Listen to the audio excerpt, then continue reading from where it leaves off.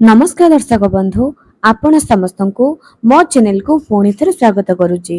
पितृपक्ष काऊ दे थाए 14टी संकेत केवल भाग्यवान लोक ही मिली थाए एही संकेत कारण जहा उपरे पितृ प्रसन्न होइथांती ताकू ही 14टी संकेत देइथांती एवं एही पितृपक्ष परे तार भाग्य बदलिबा प्रारंभ होइथाए। पितृंक आशीर्वाद रे तार भाग्य रे बहुत बड़ परिवर्तन होइथाए। आपण माने जानिथिबे श्राद्ध पक्ष रे काऊ को खाइबा पई दिया जाए। जदि काऊ आपणक खाद्य को ग्रहण करूची आपणकर श्राद्ध पिंड जहा भी आपण देइछंती ताहा जदि काऊ आसी ग्रहण करिची तेबे ताहा पितृंकु मिली जाइची बोली आमे माने विश्वास करूछे एवं एहा उपरे एक पौराणिक कहानी मध्य अछि।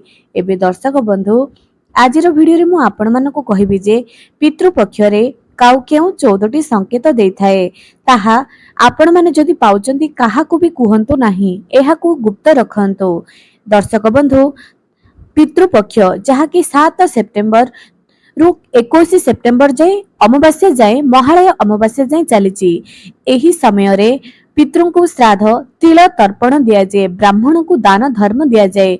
एही समय रे करा जाउथबा पुण्य पितृंकर अभिशाप को आशीर्वाद रे बदलाय दे। जदि काऊ आपण को एही सब संकेत देउची तेबे जानतु जे बहुत जल्दी आपणकर भाग्य बदलिया पई जाउची। चलंतु आउ डेरी न करी सेही 14टी संकेत विषय रे जानिबा। जदि आपण पितृपक्ष समय रे कुआडे बाहर को जाउचंती एवं आपण देखुचंती जे काऊ पानी पिउची निजर थंट बुड़ाई करी पानी पिउची देखुचंती तेबे एहा विराट बड़ धन लाभर संकेत अटे। जदि काऊ को उड़ीबारे देखुचंती एवं पाटी रे किछि खाद्य सी धरी करी उड़ुची जदि एहा देखुचंती एहा आपणकर विराट बड़ काम जहा अटकी थिबा काम आपणकर पूर्ण हेबा पई जाउची बोली जानंतु। जदि आपण सकाळु उठु उठु हठात काऊ आसी आपणकर गोड़ को स्पर्श करि दउची तेबे एहा आपणकर कोनोसी इच्छार पूर्ण हेजिबो बोली जानंतु। धन प्राप्ति सहित एहा आपणकर उन्नतिर संकेत बोली जानि नियंतु। चतुर्थटी जदि काऊ निज थंटारे भूमि को खोलिबार देखुचंती तेबे एहा आपणको मान सम्मानर पाइबार जोग अछि बोली जानंतु। पंचमटी जदि काऊ को हरा भरा एक गछरे बसी थिबार देखुचंती तेबे एहा आपणकर एक मनोवांछा पूर्ण हेबार संकेत बोली जानि नियंतु। षष्ठरे जदि काऊ आपणक घर किंबा छात आखपाखरे बसिकरी राबुथिबार देखुचंती एहा धन लाभ सहित मान सम्मान प्रतिष्ठार जोग थाए बोली जानि रखंतु। काऊ जदि अन्य समय रे आसिकरी राब देउथाए सकाळु सकाळु ताहा नुहा अतिथि सहित आपणकर भेट होबार संकेत किंतु पितृपक्ष समय रे जदि काऊ आपणक घर आखपाखरे आसिकरी राबुथाए तेबे एहा आपणकर भाग्य खोलिबार संकेत बोली जानि रखंतु। जदि आपण यात्रा करिबा समय रे आपणकर डाहाण पटे काउटी राबी राबी उड़ी करी चली जाउची तेबे आपणकर एक कठिन काम अति सुंदर भाबरे समाधान हेबारे संकेत आपणको देई करी जाउची। जदि उत्तर किंबा पूर्व दिगरे काउटी राबिबार दिन 2टा पूर्वरु आपण माने देखुचंती तेबे एहार संकेत मन स्थिर हेबार संकेत। आपणको मन जदि विचलित हेउथिला जदि आपण चिंतित थिले तेबे बहुत जल्दी आपणकर सही कथा समाधान होई जिवो एवं आपणकर मन स्थिर हेबाओ। जदि आपण जणे महिला अटंती निजर मुंडरे आपण पानी रखी करी जाउचंती किंबा पानी आणुचंती सेही पानी को जदि काऊ आसी करी पी दे जाउची किंबा निज थंटरे स्पर्श कर दे जाउची तेबे एहा भाग्यर उदय बोली जानि रखंतु। जदि काउटी निज थंटरे किछि खाद्य धरी आपणक घर को चली आसे घर आखपाखरे जदि चाह को पकाई दिए तेबे एहा आपणकर अचानक आपणको धन लाभर विराट बड़ संकेत देई थाए। एहा आपण माने भी निश्चय जानिथिबे। एहार अर्थ एया भी होई थाए जे आपणको पितृपुरुष आपणको ऊपर बहुत संतुष्ट मध्य अछंती। तेबे दर्शक बंधु एही 14टी संकेत पितृपक्षरे जदि आपणको मिली थाए आपण निजको भाग्यवान मने करंतु कारण एही धरा पृष्ठ को पितृलोकरु पितृपुरुष माने आमको आशीर्वाद देबा पई आम हातरु पिंडदान एवं जल तिल तर्पण ग्रहण करिबा पई जमराजंक आज्ञा देशरे से माने एही ପୃଥିବୀ ଲୋକକୁ ପୁଣି ଥରେ 16 ଦିନ ପାଇଁ ଆସିଥାନ୍ତି। ଆମ ହାତରୁ ଜଳଦାନ ପିଣ୍ଡଦାନ ଗ୍ରହଣ କରି ପୁଣି ଚାଲିଯାଆନ୍ତି ପିତୃଲୋକକୁ ଆମକୁ ଆଶୀର୍ବାଦ ଦେଇକରି। ଯଦି ଆପଣମାନେ ପିତୃଙ୍କର ଆଶୀର୍ବାଦ ଚାହୁଁଛନ୍ତି, ଏହି ପିତୃପକ୍ଷରେ ନିଜ ପୂର୍ବଜଙ୍କ ନିମିତ୍ତ ତିଳ ତର୍ପଣ ପିଣ୍ଡଦାନ ନିଶ୍ଚୟ କରନ୍ତୁ। ଏବେ ଆପଣଙ୍କ ମନରେ ପ୍ରଶ୍ନ ଆସୁଥିବ, ମୋର ତ ବାପା ମା ଶାଶୁ ଶ୍ୱଶୁର ଅଛନ୍ତି, ମୁଁ କାହିଁକି କରିବି? ଆପଣମାନେ ଏସବୁ ଜମା ବି କରିବା ଉଚିତ ନୁହଁ। କିନ୍ତୁ ଆପଣଙ୍କର ପୂର୍ବଜ ମାନଙ୍କ ପାଇଁ ଦକ୍ଷିଣ ଦିଗକୁ ମୁହଁ କରି ନମସ୍କାର କରିବା ଉଚିତ। ସକାଳୁ ସକାଳୁ ସ୍ନାନ ସାରିକରି ପ୍ରଥମେ ପିତୃପୁରୁଷଙ୍କୁ ଦକ୍ଷିଣ ଦିଗକୁ ମୁହଁ କରି ନମସ୍କାର କରିବା ଉଚିତ ଏବଂ ନିଜ ପିତୃପୁରୁଷଙ୍କୁ ଆପଣମାନେ ଆଶୀର୍ବାଦ ମାଗିବା ଉଚିତ। ନିଜ ପରିବାରର ଉନ୍ନତି କରିବା ପାଇଁ ଆଶୀର୍ବାଦ ମାଗନ୍ତୁ ସେମାନଙ୍କ ନିମିତ୍ତ। ସକାଳ ସମୟରେ ସ୍ନାନ କାର୍ଯ୍ୟ କରି ରୋଷେଇ କରନ୍ତୁ ବିନା ପିଆଜ ରସୁଣରେ ଏବଂ ପ୍ରଥମ କିଛି ବାହାର କରିଦିଅନ୍ତୁ ଗୋମାତାଙ୍କ ନିମିତ୍ତ।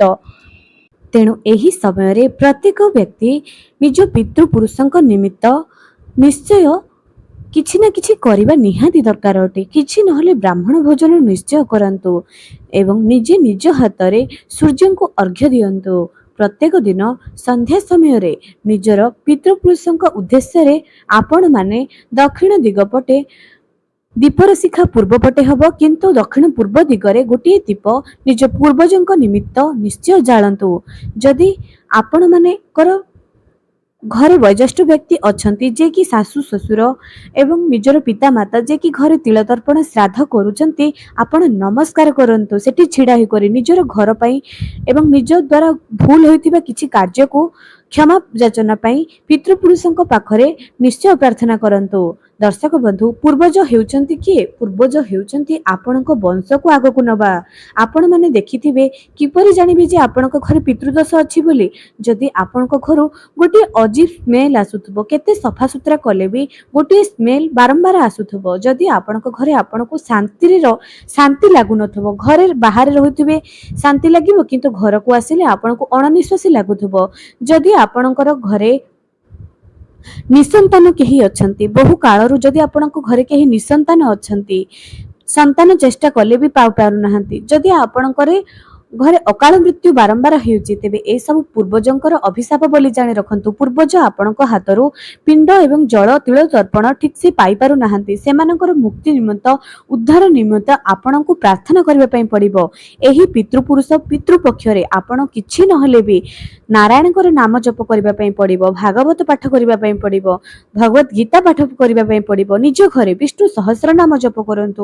କିଛି କରିପାରୁନାହାନ୍ତି ନା, ଏତକ ତ କରିପାରିବେ, କିନ୍ତୁ ତାପରେ ବି ଯଦି ଆପଣଙ୍କର ସମୟର ଅଭାବ ଲାଗି ରହୁଛି, ଗୋଟିଏ ତମ୍ବା ଢାଳରେ ଜଳ ସହିତ କିଛି କଳା ରାଶି ପୁରା ଘର ସାରା ତାହାକୁ ବୁଲାଇ ବୁଲାଇ କରି ନେବେ, ଶିବଲିଙ୍ଗରେ ଚଢ଼ାଇ ଦେବେ ଏବଂ ମହାଦେବଙ୍କୁ ନିଜର ପୂର୍ବଜଙ୍କର ଉଦ୍ଧାର ନିମିତ୍ତ ଘରୁ ପିତୃଦୋଷ ଦୂର କରିବା ନିମିତ୍ତ ପୂର୍ବଜଙ୍କ ପାଖରେ ପ୍ରାର୍ଥନା କରନ୍ତୁ। ଏପରି ଆପଣଙ୍କୁ ରେଗୁଲାର କରିବା ପାଇଁ ପଡ଼ିବ, ତାହେଲେ ଯାଇ ଆପଣଙ୍କର ପିତୃଦୋଷ ସମାପ୍ତି ହେବ। ଯେପରି ବାସ୍ତୁଦୋଷ ଆମକୁ ବହୁତ କଷ୍ଟ ଦେଇଥାଏ, ପିତୃଦୋଷ ବି ସେମିତି କଷ୍ଟ ଦେଇଥାଏ। ଘର ସଫାସୁତୁରା ଥିବ କିନ୍ତୁ ସେହି ଘରେ ଶାନ୍ତି ଲାଗୁନଥିବ, ସେହି ଘରର ଛୁଆମାନେ ଭଲ ଉନ୍ନତି କରିପାରୁନଥିବେ, ସେମାନଙ୍କ ବ୍ୟବହାର ଭଲ ନଥିବ, ସେହି ଘରର ଲୋକମାନେ ଏମିତି କିଛି କାମ କରୁଥିବେ ସେମାନଙ୍କର ଉନ୍ନତି ହେଉନଥିବ ବା ସମାଜରେ ସେମାନେ ପ୍ରତିଷ୍ଠା ପାଇପାରୁନଥିବେ, ଭଲ ଚାକିରି କରୁଥିବେ, ସବୁ କରୁଥିବେ କିନ୍ତୁ ଲୋକେ ତାଙ୍କୁ ସମ୍ମାନ ଦେଇପାରୁନଥିବେ, ଏସବୁ ପିତୃଙ୍କର ଅଭିଶାପରେ ହୋଇଥାଏ। ଏବଂ ଆଉ ଗୋଟିଏ କଥା ଦର୍ଶକ ବନ୍ଧୁ, ଯେଉଁ ବାପା ମା ବଞ୍ଚିଥିବା ସମୟରେ ଆପଣ ତାଙ୍କୁ ଖାଦ୍ୟ ଦେଇନାହାନ୍ତି, ମରିଯିବା ପରେ ଆପଣ ପିଣ୍ଡଦାନ କଲେ ତାଙ୍କେ କଣ ପାଇବେ? ତେଣୁ ବଞ୍ଚିଥିବା ବାପା ମାଙ୍କୁ ସମ୍ମାନ ଦିଅନ୍ତୁ, ତାଙ୍କୁ ଖାଦ୍ୟ ଦିଅନ୍ତୁ, ତାଙ୍କୁ ଉତ୍ତମ ସେବା କରନ୍ତୁ। ମରିଯିବା ପରେ କିଏ ଦେଖୁଛି? ବଞ୍ଚିଥିବା ସମୟରେ ତାଙ୍କ ଆତ୍ମା ଶାନ୍ତି କରନ୍ତୁ, ଯାହାକି ମୃତ୍ୟୁ ପରେ ଆପଣ ତାଙ୍କୁ ଯାହା ବି ପିଣ୍ଡଦାନ ଦେବେ ତାହା ତାଙ୍କେ ଖୁସିରେ ଖୁସିରେ ଗ୍ରହଣ କରିବେ। ଏବଂ ଏହି ପିତୃପକ୍ଷରେ ଗାଈକୁ ସବୁଜ ଚାରା ଖୁଆନ୍ତୁ, ସତ୍ୟନାରାୟଣ କଥା ଘରେ କରନ୍ତୁ, ଏସବୁ ଆପଣଙ୍କ ପିତୃଦୋଷକୁ ନିବାରଣ କରିବ। ପିତୃଦୋଷରୁ ନିବାରଣ ପାଇଁ ଏସବୁ କାମ ଆପଣମାନେ ନିଶ୍ଚୟ କରନ୍ତୁ। ଆପଣଙ୍କ ଘରେ ପିତୃଦୋଷ ଥାଉ କିମ୍ବା ନଥାଉ, ଏସବୁ କାମ କରିବା ଦ୍ୱାରା ପୂର୍ବଜଙ୍କର ଆଶୀର୍ବାଦ ସଦାସର୍ବଦା ଆପଣଙ୍କ ଉପରେ ରହିବ ଏବଂ ନିଜ ପୂର୍ବଜଙ୍କ ଉଦ୍ଧାର ନିମିତ୍ତ ନାରାୟଣଙ୍କୁ ପ୍ରାର୍ଥନା କରନ୍ତୁ। କାରଣ ଆମ ସମସ୍ତଙ୍କର ପୂର୍ବଜ ହେଉଛନ୍ତି ସେ ସ୍ୱୟଂ ନାରାୟଣ, ସେ ଚାହିଁଲେ ସମସ୍ତଙ୍କ ଉଦ୍ଧାର ସମସ୍ତଙ୍କ ସଦ୍ଗତି କରିପାରିବେ। ଆଶା କରୁଛି ଆଜିର ଭିଡ଼ିଓଟି ଆପଣଙ୍କର ନିହାତି କାମରେ ଆସିଥିବ। ଆଜି ପାଇଁ ରହୁଛି, ପୁଣି ଦେଖା ହେବ ଆଗାମୀ ଏକ ସୁନ୍ଦର ଭିଡ଼ିଓରେ।